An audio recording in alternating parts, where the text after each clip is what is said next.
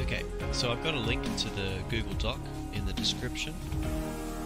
We're just going to be continuing on with Year 12 Kanji today. Alright, so now we're up to, I believe, 7 strokes. So, 7 strokes. Yeah. Yeah, we finished with 6 strokes. Last time. Okay. So, let's get started here.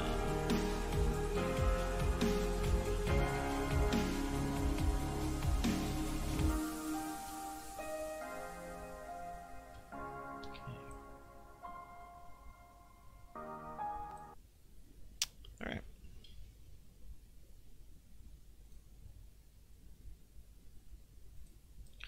Okay, so we're starting with a color this time, alright? Now most of these colors you really just have to know the word for the color and that's it. They will all have onyomi, but yeah, there's not going to be too many that we other words that you have to know the onyomi for, but might add this one in here though. Okay, so what do we got? Aka. Alright, so aka, and I guess akai as well, but that shouldn't be too hard to remember, but it just means red. Okay, so I've got akashingo here. Alright, so red light. And akachan. Alright, this is a baby. Now this is actually an abbreviation of the word akanbo, but I doubt a lot you'll get that in Year 12. Akachan is much more likely to come up. Okay, next one we have, alright, this one, a lot of you guys should remember this. It's Nanny. Okay, now we can also read this as none. Okay, and there are a few rules depending on what words come. So for example, if des comes straight after this, generally deska I should say, it's going to be read as none deska every time. Okay, but nani, they come up, and trust me, you get very used to which way this is read, and I don't even think about it anymore, to be honest. Okay, but this basically means what. Okay, so we have some compounds here. So nannin. Alright, so nannin ga imasu ka? How many people are there? And nande, this means why. Apart from this, I don't think nani gets used very much at all in Year 12. In other compounds, I should say. Obviously, nani or none gets used a lot, but it just means what. Alright, and notice with this kanji, it's actually, we have ninben, alright, we have person on the left here, and it's not joined, okay, so we actually draw person, and then the rest of the kanji, okay, so just keep that in mind. There is a little gap here, and on the right it kind of protrudes. Yep. Okay, next one, we have miru. Miru.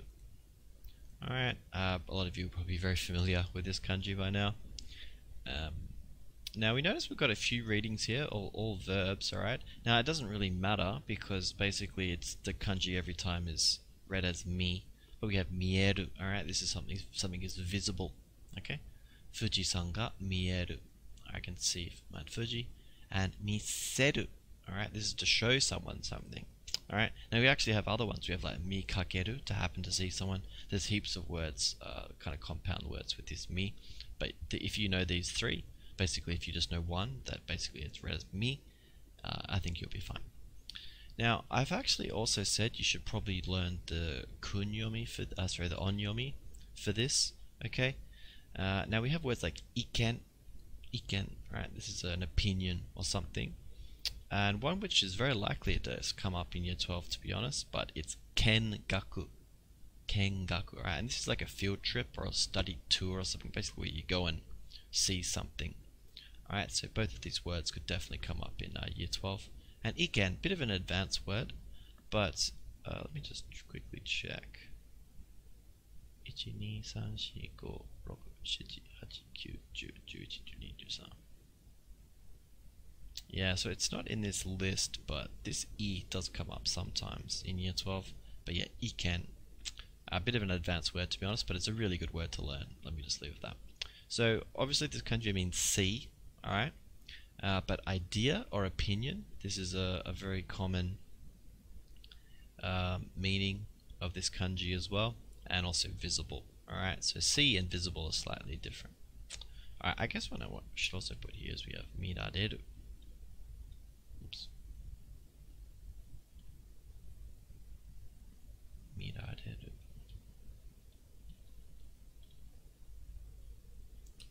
Okay, and I'm actually not sure if I've done a video on potential forms yet, but mirareru and mieru, these are two different words, right? Mieru is visible, right? Something is able to be seen, right? Mirareru, this is talking about an opportunity, like you can see something. So for example, tomodachi no okage de eiga o muryou de mirareta. So I was able to see a movie for free because of my friend. Okay, so just keep in mind that mirareru and mieru is they're two different meanings. Okay, I really should make a video on the potential form. I don't think I've actually done that yet, but yeah, I'll make it eventually. Alright, this next one, again, probably a pretty familiar one. Okay, we've got Karuma.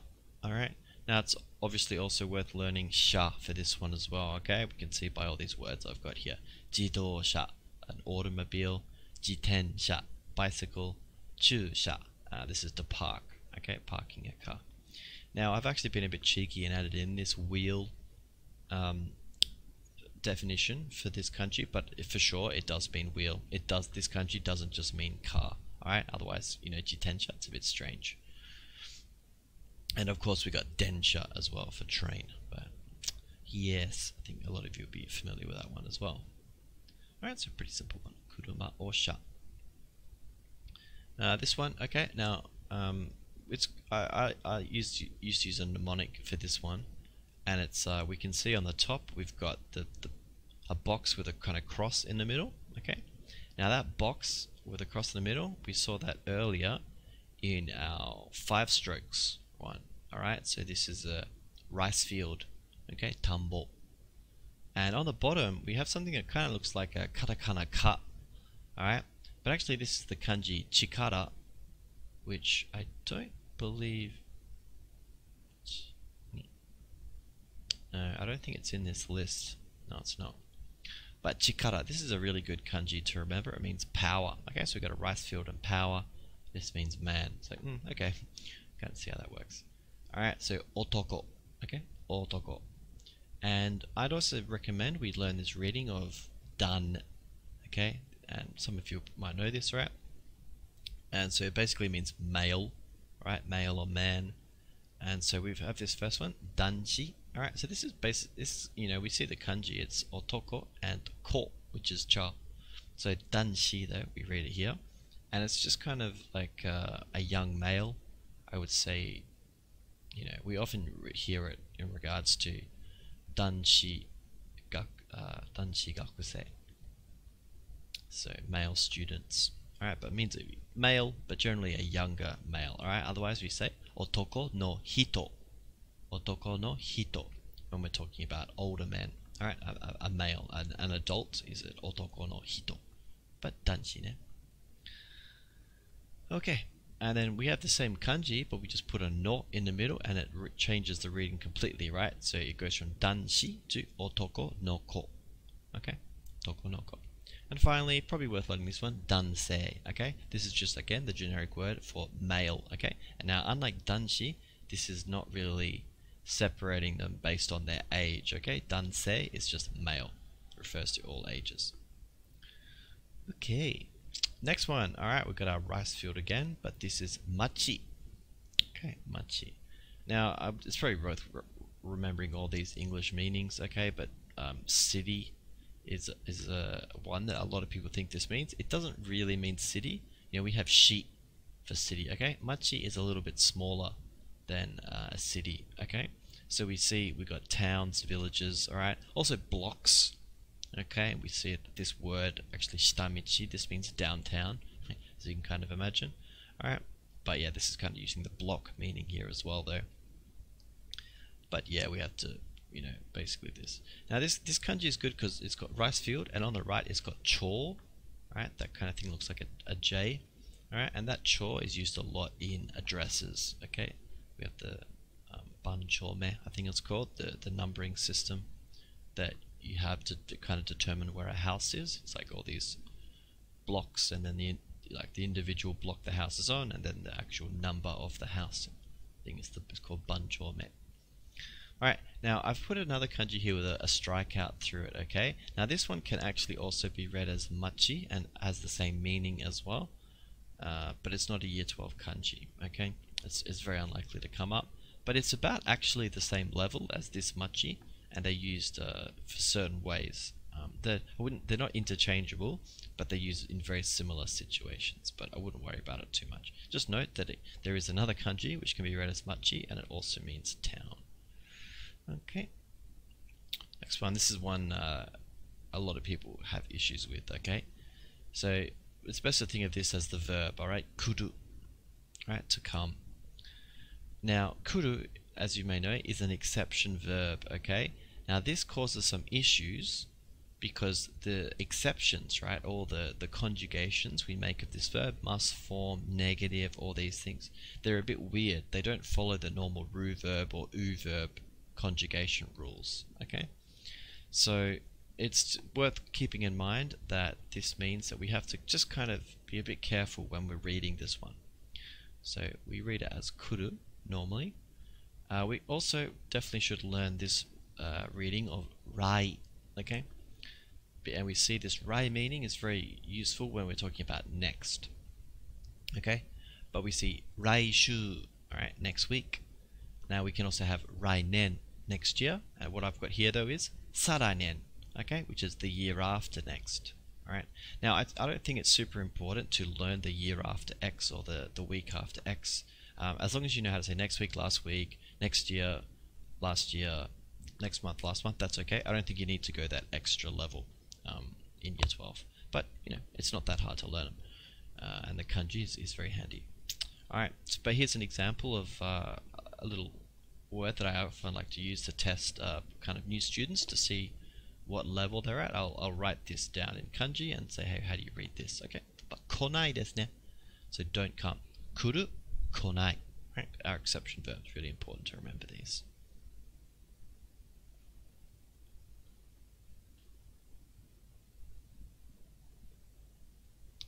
Okay.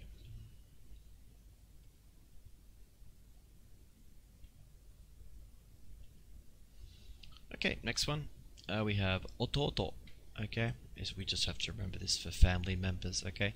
Now I've also put dai down here, and really it's only worth learning for this one. Kyodai. This is a very possible word to come up in year 12. It means brothers. Okay. So we say we have ani and ototo, and together it's kyodai. Now this doesn't necessarily mean you can't refer to women using this. Okay. Kyodai is this kind of generic word for siblings. Okay, it technically means brothers, but it's used interchangeably. Okay, so it means brothers as well. Sorry, it means sisters as well. Okay, so we could say something like this: Ototo wa hirari kiki. All right, my younger brother is left-handed. Okay, I guess the other one we should remember is we put. I mean, it's not really that tricky because we're still reading the same kanji, but ototo-san. Okay, now we're talking about someone else's younger brother. Alright, ototo, our own, ototo-san, someone else's. Alright, we got uru next. Alright, this is to sell something. Really, we can get by with just knowing uru. I think there are lots of actually other words that contain this kanji, but it's very unlikely they're going to come up in year 12. So it just means to sell. But I've just been a bit cheeky and put this word down here. Now this is definitely a word that could come up in year 12, by the way, and I've heard it come up actually. But it's jido hanbaiki. Alright. Jido we've seen before actually, it's automatic, alright, self movement, automatic. Then we have hanbaiki, alright, now han, this really just means to sell, again it just kind of means commerce, bai, we just saw that is sell, and ki, this means machine. We'll see this in a lot of words, for example, hikoki, for an aeroplane, sentakuki, washing machine, sojiki, vacuum cleaner, so ki. Lots of words we see has this attached to it because it means machine, whatever. So jito hanbaiki, this is a vending machine. Okay, heaps of these in Japan. I can't remember what the stat is, but I think it's something like there's one for every 25 people in Japan or something ridiculous like that. There's a lot of vending machines in Japan. Okay, only a few more. All right, we have iu. This is really important, right? This means to say, okay? So think about the difference we have with hanasu. This is to speak. You is to say. Alright, there's a bit of a difference between these two words. It's subtle, but there is definitely a difference, okay? So when we're quoting people, what they say, generally we use you, okay? But we can say hanasu, but generally when we're quoting people, it's going to be you. Alright, so that's really the verb. Well, that's the best word to learn for this, I would say you. Now you can also read this as koto, and I would say that's definitely worth remembering, because we have this word, for example, kotoba. Alright, a word. Kotoba. Language, sorry, not a word. Kotoba. Alright, and then what do we have? So, gakusei wa ohayou gozaimasu to itta. Okay, so the student said, or the students said, good morning. Okay, so this is a very common usage of you. Alright, quoting what people say. Alright, let's just move that down. Okay, last few we have watashi. Okay, again there are a few other readings to this one. Maybe some of you know like shiritsuko, okay, private school, but I think you can really get by with watashi here. Alright, so we say it means private, but we just want to learn I and me for this one. Okay, last two we have really we just mean it's yashiro, but you have to know that. We're just going to read this as sha. Okay, we see company or shrine. So shrine is a jinja. Now what does a shrine mean? Well, this means actually a Shinto shrine. Okay, Shinto. Alright, Buddhism, it's otera. Okay, Buddhism, it's otera. Jinja, this is a shrine. Shinto shrine. Okay, now we have kaisha. Okay, so company, kaisha. Now it's kind of weird with this one, we can flip it and read it the other way. So shakai, this is society. Alright, and I would say all these words are really good to learn. Jinja, maybe not so much, but I think a lot of people end up knowing this word by the time they get to year 12. But for sure, kaisha and shakai, we want to know these ones for sure. Alright, last one, we have hajimeru or hajimaru. Alright, and these are the only two readings I would really recommend you learn of this. So obviously we have our transitive and intransitive verb readings of these. Okay, let me just highlight this. So we just want to say, a phrase like this, right? Eiga ga hajimaru. So the movie begins or the movie starts. Okay. All right. So a bit of a quick one today. Not really sure how this new setup is going to work, but anyway, I just thought I'd do a quick video, try and keep to my schedule, and yeah, hopefully we'll be back to live lessons the week after next, basically from the 23rd.